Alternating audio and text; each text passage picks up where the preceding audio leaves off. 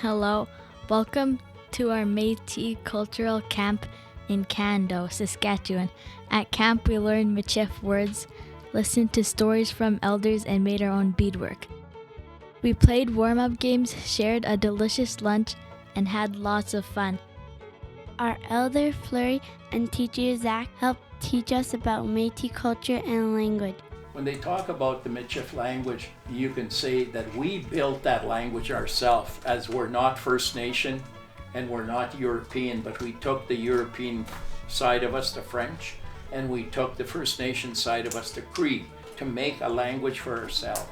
There's nowhere in the world that there's two languages, two nations ever came together to make one. Never, but we did it. So that's a big celebration, where we made our own language. They shared stories and helped us practice new words. They showed us that learning Michif can happen while we're playing, creating, and spending time together. Giwapamal and Nor. What do you think it is? Take Close, a close, And then no. you're gonna bring it up to him. You gotta bring it to me. Gotta bring it to them. No, I see someone has it. Aha! And Nor. And Nor is a bear. Then there's the brown bear, the grizzly. And the grizzly, we never knew about the grizzly bear. We only knew about the black bear. Les ours noirs. Can you say un ours noir? Yeah, that's a black bear, un ours noir. And then you could say un ours brun. That's brown. Un ours blanc. That's a white bear. It's also interesting, right? Elder Fleury was saying how when he was learning about a polar bear, someone just told him, oh, there's white bears up north. But nowadays, when we grew up, we could search up every animal on our computer or our phone, anything that we want. But you just see the difference in the world, how he had to learn by listening. He couldn't search things up. It was just oral tradition. We Michifized the English, we Michifized the Cree, we Michifized the French. So that's why it's Michif. It's not French. It's not Cree. It's Michif. And when Peter Bacher came afterwards and did his PhD on Michif language, which he kind of shocked the Michifs because he said, do you realize that your language is an endangered species? And we said, what? Well, I'm still speaking it. How can it be endangered? My grandma still speaks it. My grandfather, my mom, and my relatives. You got to be able to build a relationship, which we're doing. And the kind of things that are happening here, fundamentally, they're very empowering because you have the right people with the right heart. They're there to want to learn also. And you're bringing the history of these communities back together. One of the things we learned at camp was how to say animals in Michif. Un joual. Oh, what's un joual? Yes, very good. There's un joual. Chien, that means it's a dog. Momanush awa, that means this is my cat. Inwezo awa. That means this is a bird.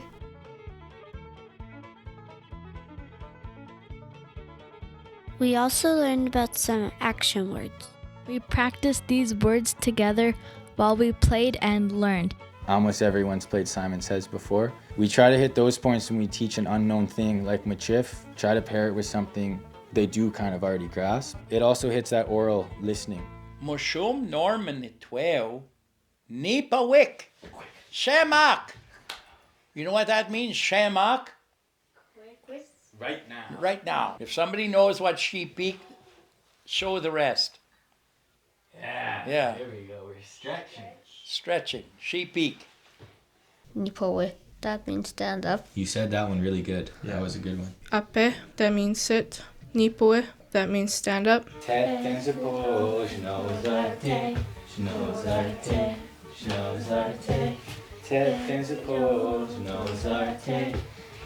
Push. So you use different strategies, and one is just understanding, can you touch it? And then there's the speaking. It's like, okay, if I ask you the reverse, can you say it? And by the end, it did take a couple rounds of repetition, but that's learning. You can't learn a language without repetition. If you hear something one time, do you know it? Time and time again, we could see it in 10 minutes by the end. Moshomitweo tashika tabush. Good. I am proud of them for their progression. I commend them for their efforts. Moshomitweo tashika tizate. Toes, yes. First ever university in the world was made in Belcourt, North Dakota by Patlin Laverdier, Ida Roselard, and a linguist named John Crawford. They had to do research to qualify this as a language in the world. That language belongs to us. It doesn't belong to anybody else but the Michifs. And we're taking ownership of our own. It's our own Red River cart we're building here, that we can ride that cart together. We also learned words for our body.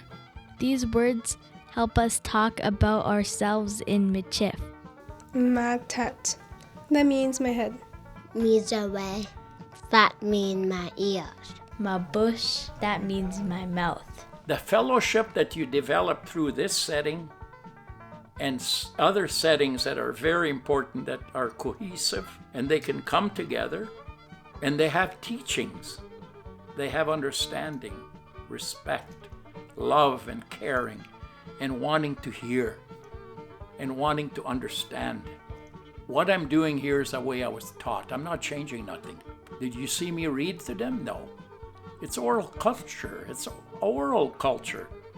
We're an oral cultured people. We haven't learned to write about who we are. We had so much fun learning Michif at our Métis cultural camp. Learning together helps keep our language strong and helps us stay connected to our culture and community. And we hoped you learned some words too. Merci.